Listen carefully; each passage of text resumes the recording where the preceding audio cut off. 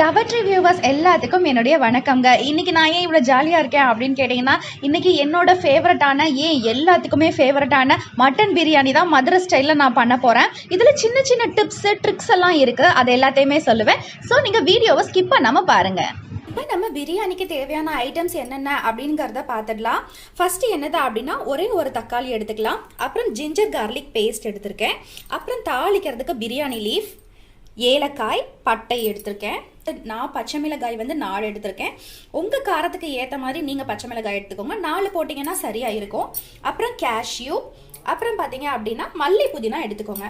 அதுக்கப்புறம் பார்த்தீங்க அப்படின்னா நம்மளுக்கு ஆனியன், பெரிய வெங்காயத்தை அப்படி நீட்டமாக நறுக்கி வச்சுக்கோங்க. இவ்வளவே தான் நம்மளோட இன்கிரீடியன்ஸை. வாங்க எப்படி பண்ணுறது அப்படிங்கிறத பார்க்கலாம். இப்போ நம்ம மட்டன் பிரியாணி பண்ணுறதுக்கு ஃபஸ்ட்டு மட்டனை வேக வைக்க போகிறோம். இந்த மட்டனில் என்னென்ன ஆட் பண்ண போகிறோம் அப்படின்னா, உப்பு போட்டு 1 ஸ்பூன் அளவுக்கு தனி மிளகாத்தூள் சேர்த்துக்கலாம். ஒரு 1/4 ஸ்பூன் பார்த்தீங்க அப்படின்னா மஞ்சத்தூள் போட்டுக்கலாம். தண்ணி ஊற்றி இதை ஒரு 4 விசில் வரைக்கும் விட்டுக்கலாம். இதில் கொஞ்சமாக இப்போ தண்ணி ஆட் பண்ணிக்கலாம். இதில் 1 கிளாஸ் அளவுக்கு தண்ணி ஆட் பண்ணிக்கலாம். இப்போ பார்த்தீங்க அப்படின்னா ஒரு 4 சவுண்ட் வரட்டும். 4 சவுண்ட் வந்ததும் மட்டன் குக் ஆயிருக்கும். இப்போ நம்ம மட்டன் ரெடி ஆயிடுச்சு. இதை நம்ம ஓபன் பண்ணி பார்த்துடலாம். பாருங்க, மட்டன் ரெடி ஆயிடுச்சு, நல்லா குக் ஆயிடுச்சு. இதை நம்ம என்ன இப்போ பாருங்க, இந்த தண்ணி இருக்கட்டும். இந்த தண்ணியை நம்ம பிரியாணி செய்யும் போது அதில் ஆட் பண்ற போது ரொம்பவே டேஸ்டா இருக்கும். அதனால இந்த தண்ணியை வேஸ்ட் பண்ணிட வேணாம், இந்த தண்ணி இருக்கட்டும். இப்போ நம்ம இந்த இதை தண்ணி இல்லாம நான் வடிச்சு இதை மட்டன் மட்டும் எடுத்திருக்கேன். இதுல நம்ம தயிர் போட்டு மேரினேட் பண்ணிக்கலாம். இதில் தக்காளியோட டேஸ்ட் பிரியாணியில் இறங்குறத விட இந்த தயிரோட டேஸ்ட் இறங்கினா தான் இந்த புளிப்பு பிரியாணிக்கு ரொம்பவே டேஸ்ட் கொடுக்கும். அதுக்கு இதுதான் மெயின். நல்லா மிக்ஸ் பண்ணி விட்டுக்கலாம். இது தயிர்லயே இந்த மட்டன் ஊறட்டும். அப்பனா தான் அந்த டேஸ்ட் எசன்ஸ் எல்லாமே இறங்கும். இதில் இப்போ பார்த்தீங்கன்னா குக்கர் எடுத்துக்கலாம். பெரிய சைஸ் குக்கர் நான் எடுத்திருக்கேன். பாருங்க, இப்போ பேன் ஹீட் ஆயிடுச்சு. பேன் ஹீட் 1 ஸ்பூன் அளவுக்கு ஆயில் சேர்த்துக்கலாம். 1 ஸ்பூன் அளவுக்கு கீ சேர்த்துக்கலாம். இப்போ நல்லா ஆயில் கீ ரெண்டுமே ஹீட் ஆயிடுச்சு. இந்த சமயம் பிரியாணி லீஃப் ஆட் பண்ணிக்கலாம். பிரியாணி லீஃப் போட்ட ஒரு 2 மினிட்ஸ்ல பட்டை சேர்த்துக்கலாம். அதுக்கடுத்து ஏலக்காவை இந்த மாதிரி ஓபன் பண்ணி சேர்த்துக்கலாம். இதை லைட்டா ஃப்ரை பண்ணிக்கோங்க. அடுத்து நம்ம என்ன ஆட் பண்ண போறோம் அப்படின்னு கேட்டீங்கன்னா, ஆனியன் நீளமா வெட்டி வச்சு அந்த ஆனியன் இதில் ஆட் பண்ணிக்கலாம்.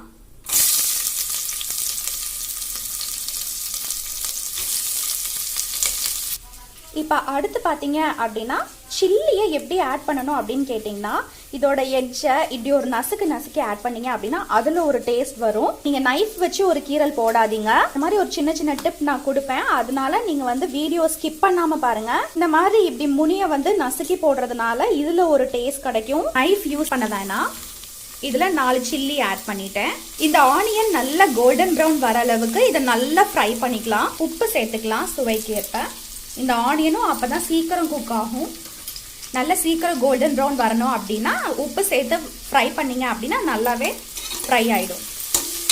ஆனியன் இப்போ நல்லா கோல்டன் ப்ரௌன் வந்துருச்சு. நம்ம பிரியாணியோட கலரை டிசைட் பண்றது இந்த கலர் தான்.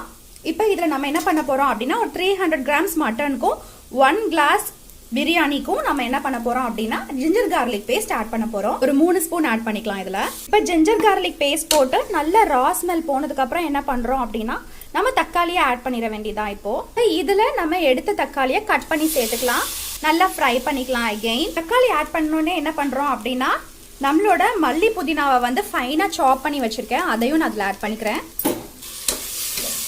இப்ப பாருங்க, கரெக்டான கன்சிஸ்டன்சிக்கு இப்ப தக்காளி எல்லாமே வந்துருச்சு. இந்த டைம்ல நம்ம என்ன ஆட் பண்ண போறோம் அப்படின்னு பாத்தீங்க அப்படின்னா, பிரியாணி மசாலா. இந்த பிரியாணி மசாலாவோட இன்கிரீடியன்ஸ் நான் அடுத்து போடுறேன். அதில் பார்த்துக்கோங்க. இதுதான் அந்த ஸ்பெஷல் இன்கிரீடியன்ஸ் பிரியாணிக்கு. இது போட்டிங்க அப்படின்னா ரொம்பவே டேஸ்ட்டாக இருக்கும். நான் இது ஒரு 1.5 ஸ்பூன் அளவுக்கு ஆட் பண்ணிக்கிறேன். அதுக்கடுத்து பார்த்தீங்கன்னா மல்லிப்பொடி ஒரு 1/2 ஸ்பூன் அளவுக்கு ஆட் பண்ணியிருக்கேன்.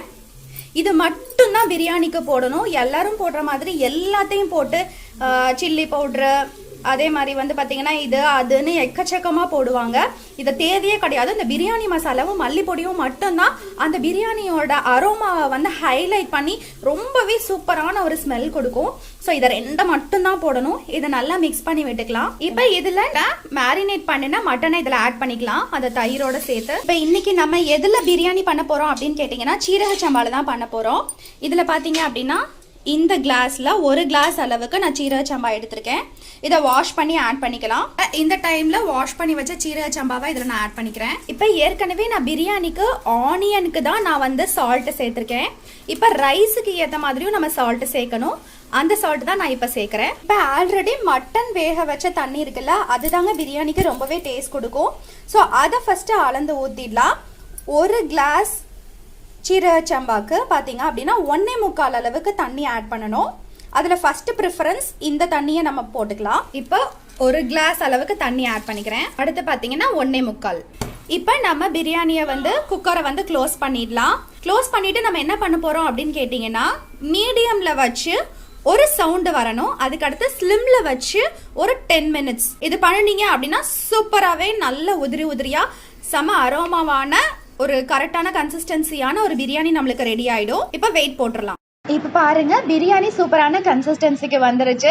என்னோட சிக்னேச்சர் டிஷ்ஷான எங்கள் ஃபேமிலி எல்லாருமே சாப்பிட்டு என்ஜாய் பண்ண இதே மட்டன் பிரியாணியை நீங்களும் சாப்பிட்டு ட்ரை பண்ணி பாருங்கள். இதே மாதிரி ஒரு சூப்பரான ரெசிபியோட அடுத்து நான் உங்களை மீட் பண்ணுறேன். பை.